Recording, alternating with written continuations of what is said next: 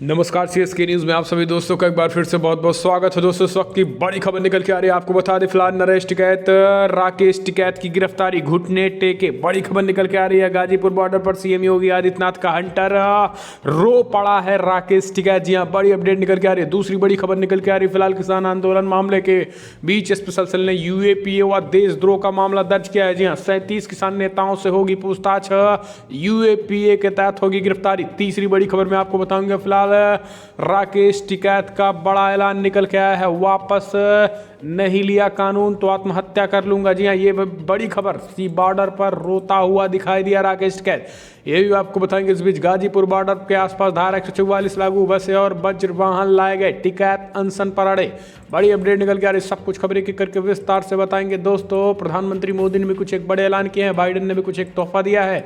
इस बीच फौजी गेम को लेकर भी कुछ एक बड़ी खबर आई, तो सब कुछ खबरें जानेंगे। लेकिन उससे पहले अगर आप भी मानते कि प्रधानमंत्री मोदी के नेतृत्व में देश, चीन और पाकिस्तान दोनों को मुंहतोड़ और करारा जवाब देगा, तो इस वीडियो को लाइक करके अपना समर्थन दर्ज करें। दरअसल पहली बड़ी खबर निकल के आ रही है, आपको बता दें फिलहाल घुटने टेक दिए हैं राकेश टिकैत ने, रो पड़ा, कहा सरकार साजिश कर रही है हमारे खिलाफ, हम तो चाहते हैं लेकिन सरकार गिरफ्तारी देने से इनकार किया है। कहा है कि फिलहाल कानून को रद्द करना चाहिए, सरकार ने हमारे खिलाफ साजिश की है। जी हाँ, लेकिन आपको बता दें गाजीपुर बॉर्डर पर डीएम ने आदेश जारी कर दिया है कि फिलहाल तत्काल खाली करने के। इस बीच हंगामा भयंकर हुआ है, आपको बता दें कल रात भर हंगामा देखने को मिला है। ये बड़ी अपडेट निकल के आ रही है, आपको बता दें सीमा से गाजीपुर बॉर्डर पर, जहां पर सीएम योगी आदित्यनाथ का हंटर चला और काले कानून जिस तरीके से विरोध प्रदर्शन चल रहे थे, उसके बाद से आपको बता दें कि फिलहाल गाजीपुर बॉर्डर पर राकेश टिकैत रोता हुआ दिखाई दिया है। राकेश टिकैत ने कहा है कि फिलहाल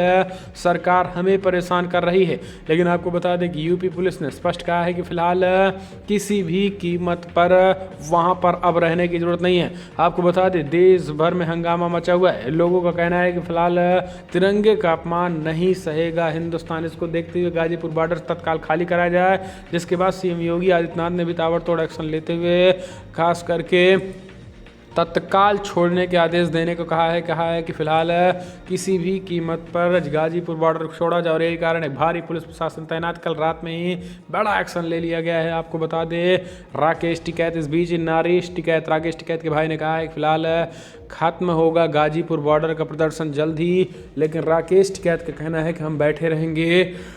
इस बीच राकेश टिकैत को नोटिस भी दी गई है। दोस्तों आपको बता दें कि केंद्र ने किसानों के विरोध के मद्देनजर गाजियाबाद में कानून व्यवस्था की स्थिति बनाए रखने के लिए रैपिड एक्शन फोर्स आरआरएफ की 4 कंपनियों की तैनात की गई है। अवधि 4 फरवरी तक बढ़ा दी गई और उनकी तैनाती 28 जनवरी तक थी। इस बीच दिल्ली भारतीय किसान यूनियन, लोक शक्ति और बीकेयू एकता सदस्यों ने केंद्रीय कृषि मंत्री नरेंद्र सिंह तोमर से मुलाकात की। बीकेयू लोक शक्ति के एसपी भाटी लाल किले की घटना से भी कहा आहत हैं। सरकार ने हमें आश्वासन दिया है कि वो किसानों के साथ बातचीत के दौरान प्रतिबद्ध रहेंगे। इस बीच दोस्तों आपको बता दें एफआईआर में बाद में जोड़ा गया दीप सिद्धू और लखा सिधाना का नाम, चुप्पी साधे रही दिल्ली पुलिस, ये भी बड़ी खबर आ रही है। लेकिन नरेश टिकैत के प्रदर्शन खत्म होने की घोषणा करने के थोड़ी देर बाद ही राकेश टिकैत ने घोषणा की है कि वो धरना जारी रखेंगे। गाजीपुर बॉर्डर पर बंद कर दिया गया है पूरी तरीके से ट्रैफिक को। NH24 NH19 रोड ने, इस बीच कोंडली, पेपर मार्केट, टेकलो टी पॉइंट पूरी तरीके से बंद कर दिया गया है। आपको बता दें गाजीपुर डीएम शैलेंद्र सिंह ने बताया है कि फिलहाल गाजीपुर बॉर्डर पर कहा है किसानों को CRPC की धारा 133 के तहत नोटिस भेजा गया है और धारा 144 पूरी तरीके से लगा दिया गया है। भारतीय किसान यूनियन के प्रवक्ता राकेश टिकैत ने गाजीपुर बॉर्डर पर कहा है कि फिलहाल हम अपना प्रदर्शन जारी रखेंगे। लेकिन आपको बता दें कि अब एक नाटकीय तरीके से कल रोता हुआ भी दिखाई दिया है। रात में आपको बता दें पूरी तरीके से, एक तरीके से घुटने टेक दिया है राकेश टिकैत ने, जिस तरीके से षड्यंत्र करके दिल्ली में हिंसा किए थे। हम चलते हैं, अपडेट लेते हैं। आपको बता दें फिलहाल यूपीए के तहत भी मामला दर्ज किया गया है। स्पेशल सेल 37 किसान नेताओं से होगी पूछताछ। जी हाँ, शिकंजा कसने की तैयारी दिल्ली पुलिस ने तेज कर दी है। दरअसल दिल्ली पुलिस किसान हिंसा मामले की जांच के लिए गैर कानूनी गतिविधि रोकथाम संशोधन विधेयक यूएपीए व देशद्रोह का मामला दर्ज कर लिया है। दिल्ली पुलिस के स्पेशल सेल की लोधी कॉलोनी स्थित यूनिट में दर्ज किया गया और इसमें सभी 37 किसान नेताओं की भूमिका को खंगाला जाएगा, उनसे पूछताछ की जाएगी। और इस मामले में दिल्ली पुलिस के स्पेशल सेल ने 6 किसान नेताओं को शुक्रवार स्पेशल सेल के कार्यालय में पूछताछ के लिए बुलाया है। दिल्ली पुलिस ने 44 किसान नेताओं के खिलाफ लुकआउट नोटिस भी जारी कर दिया। इनके नेताओं के पासपोर्ट को जमा करने के लिए भी कहा गया है। उधर दिल्ली की सीमाओं पर चल रहे प्रदर्शन स्थलों पर बृहस्पतिवार सुबह से ही पुलिस की तरफ से दबाव दिखा। सिंधु बॉर्डर, टिकरी बॉर्डर व गाजीपुर बॉर्डर पर दिल्ली पुलिस ने सख्ती बढ़ा दी है। सबसे ज़्यादा हलचल गाजीपुर बॉर्डर पर दिखा। दिल्ली पुलिस, यूपी पुलिस प्रदर्शनकारियों को हटाने के लिए देर रात तक मशक्कत करती रही। सिंधु बॉर्डर पर स्थानीय निवासियों ने किसानों आंदोलनकारियों के खिलाफ प्रदर्शन किया। दूसरी तरफ टिकरी बॉर्डर पर भी पुलिस को जबरदस्त पहरा देखने को मिला। हम चलते हैं, अपडेट लेते हैं दोस्तों। बड़ी अपडेट निकल के आ रही है, आपको बता दें गाजीपुर बॉर्डर पर धारा 144 लागू, बसें और वज्र वाहन लाए गए, टिकैत अनशन पर आगे बढ़े हैं। दरअसल आपको बता दें कि फिलहाल गाजीपुर बॉर्डर धारा 144 पूरी तरीके से लगा दिया गया है। सीएम योगी आदित्यनाथ का डीएम को आदेश दे दिया गया है कि तत्काल किसी भी कीमत पर गाजीपुर बॉर्डर को खाली कराया जाए। आपको बता दें कि कल बागपत के बॉर्डर को पूरी तरीके से खाली कराया गया था और कल 2 दिन पहले, 1 दिन पहले बागपत के पूरी तरीके से खाली कराया गया था। अब ये बड़ी खबर निकल के आ रही है कि अब केवल और केवल गाजीपुर बॉर्डर को भी खाली करने के आदेश दे दिए गए हैं। तो ये बड़ी अपडेट, रात भर ड्रामा जमकर चला। हम चलते हैं, अगली अपडेट लेते हैं दोस्तों। आपको बता दें फिलहाल विश्व आर्थिक फोरम में बोले प्रधानमंत्री मोदी, आशंकाओं के बीच उम्मीदों का संदेश लाया हूँ। दरअसल प्रधानमंत्री नरेंद्र मोदी दुनिया भर के मंचों के सामने जमकर गरजे और देखता रहा, खास करके देखता रहा चीन का राष्ट्रपति शी जिनपिंग। प्रधानमंत्री मोदी विश्व आर्थिक मंच के दावोस संवाद को संबोधित किया। कार्यक्रम में पूरी दुनिया में उद्योग जगत के 400 से ज़्यादा शीर्ष प्रतिनिधियों मौजूद भी थे। इस मामले को संबोधित करते हुए प्रधानमंत्री मोदी ने कोरोना काल और कोरोना वैक्सीन का भी जिक्र किया है। उन्होंने कहा है कि कोरोना काल में भारत ने दुनिया को दवाइयां भेजी ताकि वो महामारी से लड़ सकने में सक्षम हो। उन्होंने कहा है कि भारत ने कोरोना से सबसे ज़्यादा जान बचाई गई है। दावोस को संबोधित करते हुए पीएम मोदी ने कहा है कि कोरोना से लड़ाई में भारत के प्रत्येक व्यक्ति ने धैर्य के साथ अपने कर्तव्यों का पालन किया। कोरोना के खिलाफ लड़ाई को एक जन आंदोलन में बदल दिया। भारत दुनिया के उन देशों में से है जो अपने ज़्यादा से ज़्यादा नागरिकों का जीवन बचाने में सफल रहा है। पीएम ने कहा है कि फिलहाल अपने अर्थव्यवस्था के इस अहम मंच को इस मुश्किल वक्त में भी जीवंत बनाए रखा है। दुनिया की अर्थव्यवस्थाएं कैसे आगे बढ़ेंगी, ये भी पीएम मोदी ने बातें कही हैं। हम चलते हैं, अगली अपडेट लेते हैं दोस्तों। बड़ी खबर निकल के आ रही है, भारतीय आईटी प्रोफेशनल को राहत, बाइडेन ने ट्रंप का पलटा फैसला।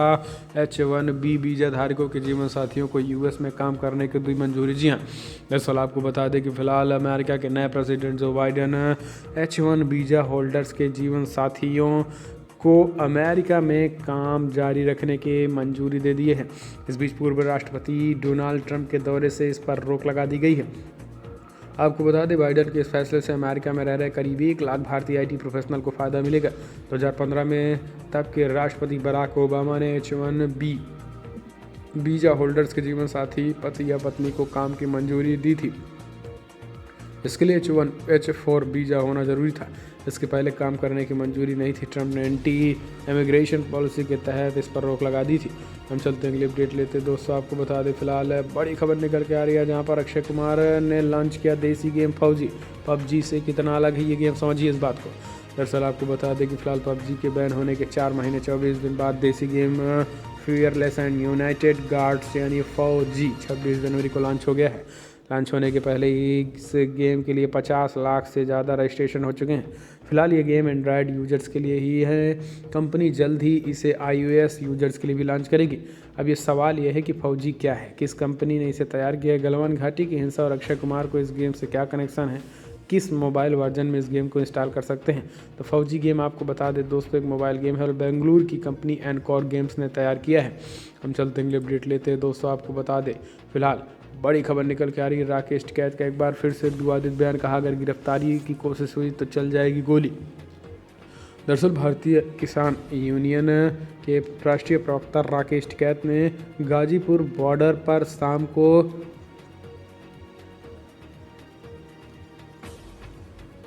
एक सभा को संबोधित करते हुए उन्होंने बड़ा और विवादित बयान फिर से दे डाला। उन्होंने कहा है कि अगर गिरफ्तारी करने की कोशिश की गई तो गोलियां चलेंगी। जी हाँ, गोलियां चलेंगी और गोलियां चलाने की कहीं न कहीं तरीके से धमकी दे गए। इस बीच उन्होंने कहा है कि गोलियां चलेंगी अगर गिरफ्तार करने की कोशिश की गई, तो ये बड़ी खबर निकल के आ रही है।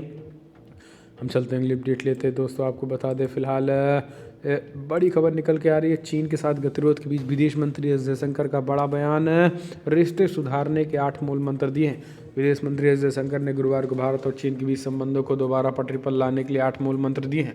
विदेश मंत्री एस जयशंकर ने कहा है कि फिलहाल पूर्वी लद्दाख में बीते साल हुई घटनाओं के चलते भारत और चीन के द्विपक्षीय संबंध बुरी तरीके से प्रभावित हुए हैं। विदेश मंत्री ने चीन के साथ जारी सीमा गतिरोध से जुड़े सवालों के जवाब में कहा है कि फिलहाल उन्होंने लद्दाख में घटनाओं ने न सिर्फ सैनिकों की संख्या को कम करने की प्रतिबद्धता का अनादर किया, बल्कि शांति भंग करने की इच्छा भी दर्शाई गई है। विदेश मंत्री ने कहा है कि हमें चीन के रुख में बदलाव और सीमाई इलाकों में बड़ी संख्या में सैनिकों की तैनाती पर अब भी कोई विश्वसनीय स्पष्टीकरण नहीं मिला है। हम चलते हैं अगली अपडेट लेते हैं दोस्तों। आपको बता दें फिलहाल अच्छी खबर, ICMR प्रमुख का दावा, ब्रिटेन में मिले स्ट्रेन के खिलाफ कोवैक्सीन है कारगर। जी हाँ, ब्रिटेन में मिले कोरोना वायरस के नए स्ट्रेन को लेकर देश में चिंता बढ़ गई थी।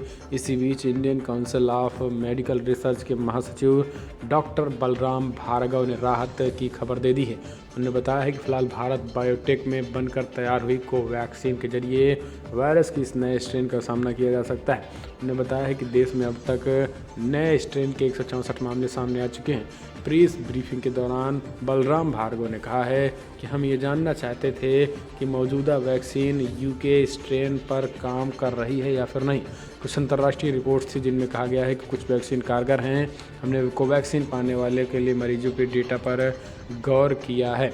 हम चलते अगली अपडेट लेते हैं दोस्तों। बड़ी खबर निकल के आ रही है, जहाँ पर पश्चिम बंगाल विधानसभा में ममता बनर्जी सरकार ने कृषि कानून के खिलाफ पेश किया प्रस्ताव। जय श्री राम कहते हुए निकले BJP विधायक। जी हाँ, दरअसल पश्चिम बंगाल में तृणमूल कांग्रेस के नेतृत्व वाली सरकार ने 3 कृषि कानूनों को निरस्त किए जाने की मांग को लेकर शुक्रवार को विधानसभा में प्रस्ताव पेश कर दिया है। वहीं सदन में भारी हंगामे के बाद भाजपा विधायक जय श्री राम का नारा लगाते हुए वॉकआउट किया। मुख्यमंत्री ममता बनर्जी ने कहा है कि केंद्र को इन तीनों कानूनों को वापस लेना चाहिए या फिर सत्ता छोड़ देनी चाहिए। इस तरीके से ममता बनर्जी का बयान निकल के आया है। हम चलते हैं अगली अपडेट दोस्तों। आज से बजट सत्र शुरू होने जा रहा है। जी हाँ, हंगामे के आसार, कई कृषि कानून समेत कई मुद्दों पर सरकार को घेरेगा विपक्ष। संसद के बजट सत्र की शुरुआत शुक्रवार यानी आज से होने जा रही है। विपक्षी दलों ने कृषि कानून, अर्थव्यवस्था, महंगाई और चीन के साथ गतिरोध समेत कई अन्य मुद्दों को लेकर सरकार को घेरने की तैयारी है। ये तय माना जा रहा है कि सत्र के दौरान जमकर हंगामा होगा। कांग्रेस समेत 17 विपक्षी दल पहले ही सत्र की शुरुआत में राष्ट्रपति के अभिभाषण का विरोध करने का ऐलान कर चुके हैं। ऐसे में देखा जाए तो हंगामे की शुरुआत सत्र से पहले ही दिन ही शुरू हो जाएगी। बजट सत्र की शुरुआत शुक्रवार को राष्ट्रपति द्वारा दोनों सदनों की संयुक्त बैठक को संबोधित करने के साथ होगी और 1 फरवरी को बजट पेश किया जाएगा। इस बीच 16 विपक्षी दलों ने राष्ट्रपति के अभिभाषण का विरोध करने का ऐलान कर दिया है। हम चलते हैं अगली अपडेट लेते हैं दोस्तों। बड़ी खबर निकल के आ रही है, आपको बता दें CBSE के एग्जामिनेशन को लेकर बड़ा बयान निकल के आया है। खास करके एजुकेशन मिनिस्टर का कहा है कि जल्द ही हाई स्कूल और इंटर 10वीं और 12वीं की बोर्ड परीक्षाओं की डेटा शीट की घोषणा कर दी जाएगी। 2 फरवरी को होगी। इस बात की जानकारी केंद्रीय शिक्षा मंत्री रमेश पोखरियाल निशंक ने दी। उन्होंने कहा कि 2 फरवरी को CBSE की 10वीं और 12वीं की परीक्षाओं का शेड्यूल जारी कर दिया जाएगा और cbse.gov.in पर भी आप उसको देख सकते हैं। हम चलते हैं अगली अपडेट लेते हैं दोस्तों। बड़ी अपडेट निकल के आ रही है। फिलहाल किसान आंदोलन पर योगी आदित्यनाथ, CM योगी के शिकंजे के बाद भगदड़ मच गई है। जी आपको बता दें भागते नजर आए हैं खास करके फर्जी किसान। दरअसल आपको बता दें CM योगी और गृहमंत्री अमित शाह दोनों की एक संयुक्त कार्रवाई कल सिंधु बॉर्डर से लेकर गाजीपुर बॉर्डर तक हुई है। दोनों तरफ से कहीं न कहीं तरीके से CM योगी और गृहमंत्री अमित शाह एक होते दिखाई दिए हैं। दिल्ली पुलिस और UP पुलिस की सामंजस्य के बाद गाजीपुर बॉर्डर पर एक तरीके के फर्जी किसानों को हटाने का ऐलान किया गया है। तो दोस्तों ये बड़ी खबर निकल के आ रही है। फिलहाल बड़ी खबर में इतना है, लेकिन अगर आपको वीडियो पसंद आए तो लाइक करें, शेयर करें, कमेंट के माध्यम से दोस्तों अपनी राय देना भूलें। इस वीडियो को नहीं। जय हिंद, वंदे मातरम।